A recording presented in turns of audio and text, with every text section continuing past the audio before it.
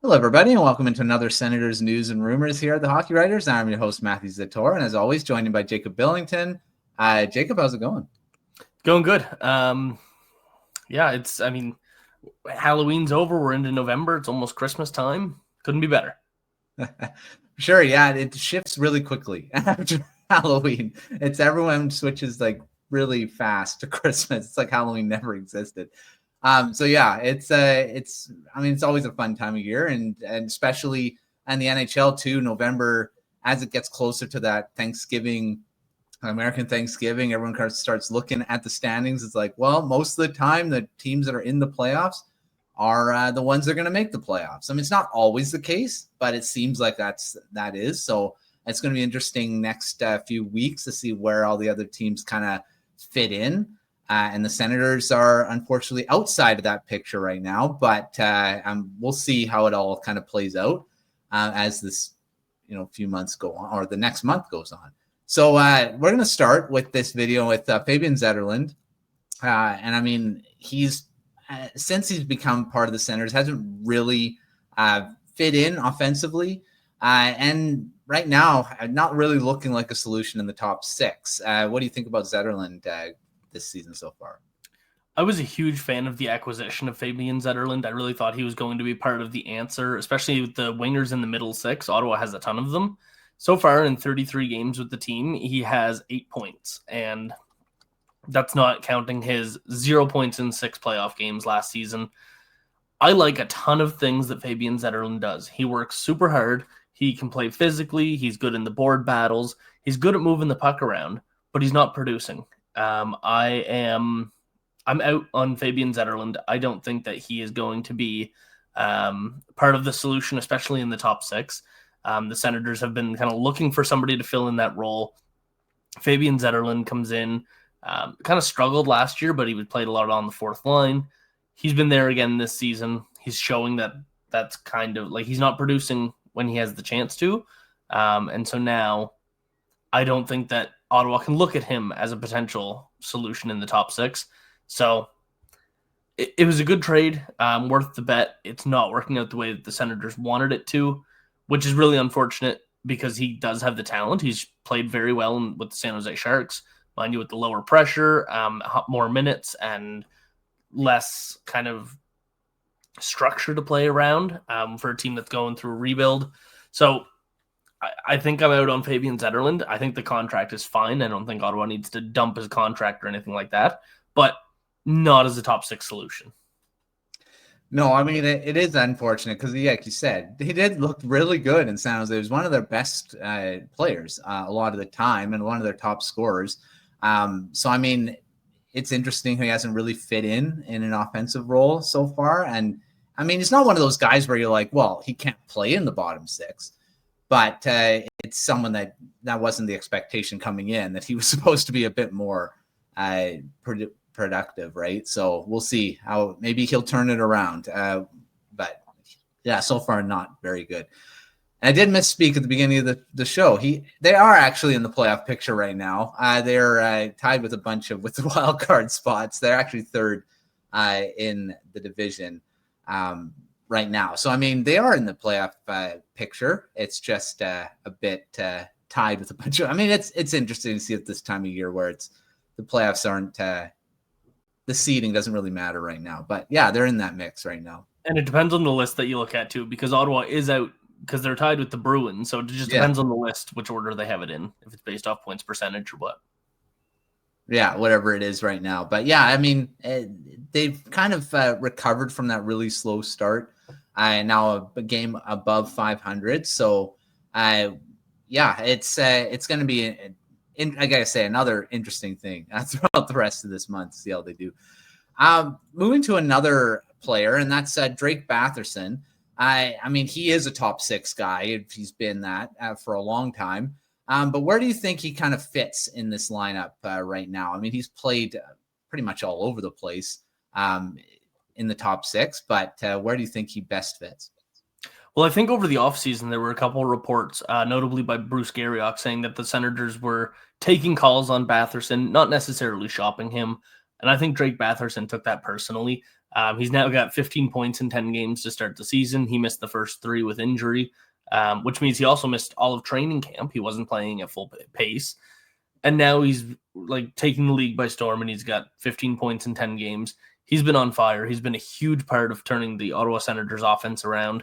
And I think the Ottawa Senators, like, they're not going to trade him now. There's no way. Now, the other half of the argument is, did you watch the last game against the Canadians on the overtime goal? Drake Batherson threw the puck right to the middle of the ice off the boards, completely unnecessary play, and gave it right to, I think it was Kirby Doc, maybe. I don't know. Whoever the player was went down the ice and scored. You'd like a save there. You'd really like to not see a giveaway there. Not that egregious, at least. I think the best spot for Batherson is wherever he can play the most, which is going to be the top line and top power play unit. He has so much talent. I mean, look back at a couple seasons ago. Everybody remembers the Aaron Dell tripping him and getting the high ankle sprain that kind of set him off for the rest of the season. And then even the next season when he was back in the lineup, he wasn't the same. So we are seeing peak Drake Batherson right now.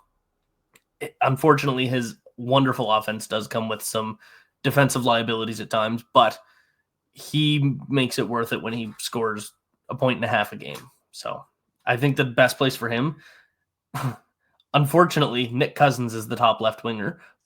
Fortunately, it's been working really well. So Nick Cousins, Tim Stützle, Drake Batherson. I think that's the line that you have to run with until it's not working like it is now.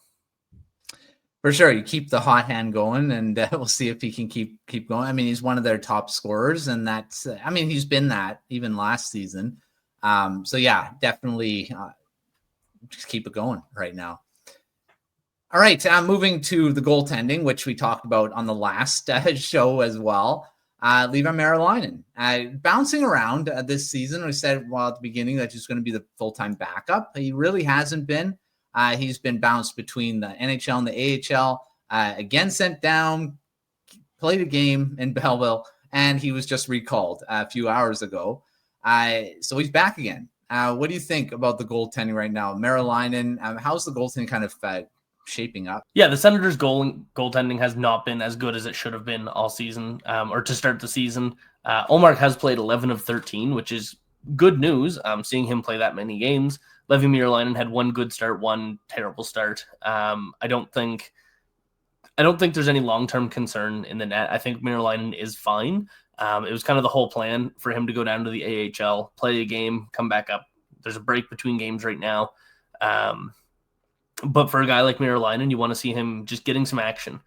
So sitting on the bench behind Ullmark for 11 of 13 games isn't going to be super helpful. So that's why they recalled Hunter Shepard. And I believe the time before that, I don't remember if it was Hunter Shepard or Jackson Parsons or whoever, but they know that goalie's not going to play unless Ullmark gets injured in that scenario. They did it on a back-to-back and let Ullmark sit so that he could have the whole day off. So the Senators goaltending, it's still Ullmark Merilainen. There's no question about it. Mads Søgaard got injured. Jacob Quillen ran him over in the crease. Unfortunately, the Senators are kind of stuck in a position that they don't need to upgrade their goaltending. They have Linus Ullmark, who doesn't need to be upgraded. They could get a backup. I don't think that they necessarily need to. They just need the guys that they have to play better. It's been frustrating. Merilainen has been in the AHL. He's played 3 games down there now. His most recent 2 have been quality starts. He's been playing well. Hopefully that continues to translate to the NHL and he can regain some of what he found last season. For sure. I mean, he had a really strong, he did allow 4 goals in his last AHL start, but it was 42 shots against him. So he made 38 saves. So, I mean, that was a decent outing, and they did win in the game too. So, I mean, yeah, it's I think it's just a work in progress with him, and he's really young as well. So, I mean, it's not like you're going to write him off at all. I mean, I do agree. I think he's still the backup and the solution behind Ullmark. I don't think they need to get anyone right now. All right. Let's move now to, maybe some additions. Senators adding anyone to the roster. Do you think they should? I mean, either by trade or, bringing guys from the AHL. do you think they should make any changes right now? So, I mean, with the goaltending, we just talked about that. It's not something that I think needs to be dealt with right now. I think it'll work itself out. The Ottawa Senators defense, so you look at the pairings of Shabbat Jensen, Sanderson Zub, and then Tyler Clevin and either Jordan Spence or Nicholas Matenpalo. Those are three very, very solid units. There's a conversation to be had another day about Nicholas Matenpalo or Jordan Spence, who belongs in the lineup, but whichever one you have a really good top six group of defensemen. Things aren't perfect right now, but I think that this group can get it done.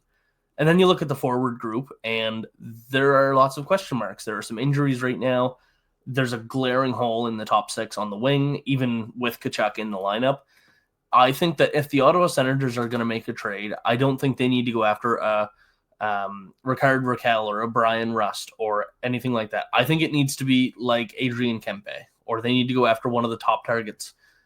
They've done so much of the kind of B, like middle six wingers, but I think it's time for them to go out and take a huge swing. They tried that with DeBrincat. It wasn't time yet. It didn't work out. They tried it with Chychrun, and it's same level of player as Chychrun is who I'm talking about. Obviously not necessarily a defenseman, but they need to take a big swing like that again. They're in a position to do that now on the ice. Unfortunately, they did that so many years ago that now they don't have the assets to make a deal like that. So you look at Carter Yakimchuk, you look at not their 2026 first round pick. They don't have that. You don't want to sell off your 2026 draft picks if you're already down one and nothing to show for it. It's going to be hard to make a deal, and I don't have like the perfect offer right now to send Ken Holland, but I think Steve Staios, if he's going to make an addition to the team, it's going to be a top six winger, and it's going to be not even a top six winger. It has to be a top line winger, and an elite one at that. Yeah, I mean, that's the problem. They don't have a lot of assets to move, and you don't really want to move Yakimchuk. He's your top, basically your top prospect. And yeah, you don't want to do that unless it's for a big package that it's going to be a pretty big play you're getting in return. Yeah, we'll see how that all plays out. And they just don't have a lot to offer in the market right now. So we'll see as the trade deadline gets closer, wherever they are in the playoff race too. And the thing is, if they do go after a guy like Kempe, they have to make sure that there's going to be an extension before the trade is done. We saw with Alex DeBrincat that ended up costing them big time. The return of a first-round pick and Donovan Sabrango, that was not, and Dominic Kubalik was in that deal as well. That's not a good enough return for Alex DeBrincat, who just paid, I believe it was the 7th overall pick for. Then you look at Chychrun, you paid a whole bunch for him, and Nick Jensen was a big part of the reason the Ottawa Senators made the playoffs last season. He's not as valuable as Jacob Chychrun. So the Senators need to make sure that an extension is going to be able to get done with Adrian Kempe or whoever that they trade for to make an impact in the top six. And with the rising salary cap, new ownership, hopefully we see less of the kind of foolish, let's trade for a guy and fingers crossed we can extend him. I don't know, but they can't do that again. They can't afford it. Yeah. We'll see. I mean, stuff kind of happens with people getting available, and we'll see how it all plays out in the next few months and stuff like that. All right. Thanks, Jacob, for coming on, talking Senators as always, and we'll see how they do in the next week or so on the ice. But they're looking okay. Not the best, not horrible. Game above 500. So we'll see if they can play a bit better over the next. I mean, November's not usually their best month, so we'll see how they go as it goes here. But thanks for coming on. Make sure to check out everything at thehockeyriders.com for all of our Senators coverage and all the other videos on the YouTube channel. And of course, our Substack newsletters. If you haven't subscribed to that yet, make sure to check that out. Until our next one, we'll see you next time.